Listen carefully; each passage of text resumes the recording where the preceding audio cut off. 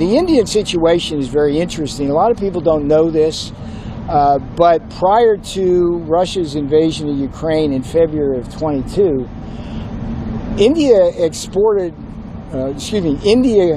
bought virtually no Russian oil.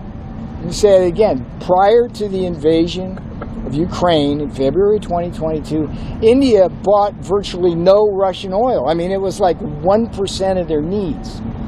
So the argument somehow now, as the percentage has gone up to like 30 and 35%, that somehow they need Russian oil to cool their homes or cook or drive their cars is nonsense. And what I do in the Financial Times article is I illustrate how Russian refiners have gotten in bed with Italian refiners in a game in which they get cheap Russian crude, follow me here, they get crude at a discount, and then they make refined products which they sell at premium prices into Europe, Africa, and Asia. It's strictly profiteering by the Indian refining industry, big oil.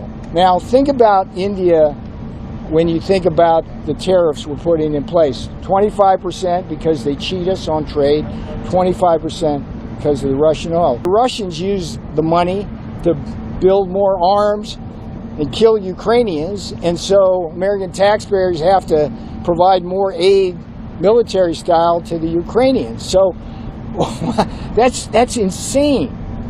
And President Trump sees that chessboard beautifully.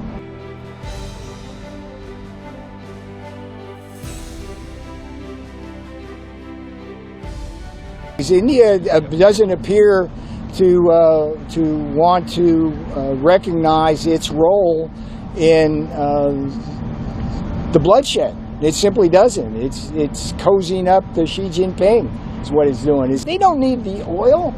It's a refining profiteering scheme. It's a laundromat for the Kremlin.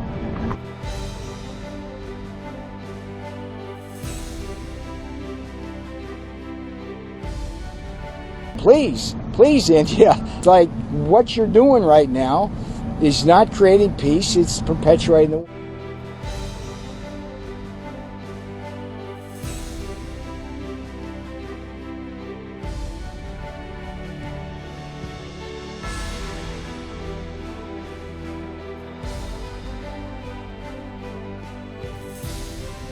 रूस और Ukraine के बीच चल रहे संघर्ष के विषय पर हम लगातार संपर्क में रहे हैं। जैसा मैंने पहले भी कहा है, हमारा मानना है कि समस्याओं का समाधान शांतिपूर्ण तरीके से ही होना चाहिए। शांति और स्थिरता की जल्द से जल्द बहाली का हम पूरी तरह समर्थन करते हैं। हमारे सभी प्रयास मानवता को प्रमुखता देते हैं।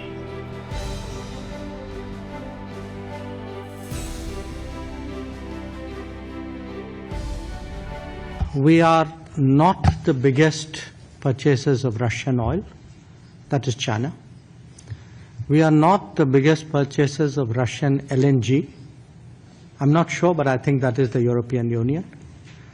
We are not the country which has the biggest trade surge with Russia after 2022. I think there are some countries to the south. We are a country where actually the Americans said for the last few years that we should do everything to stabilize the world energy markets, including buying oil from Russia. Incidentally, we also buy oil from America, and that amount has been increasing. So, quite honestly, we are very perplexed.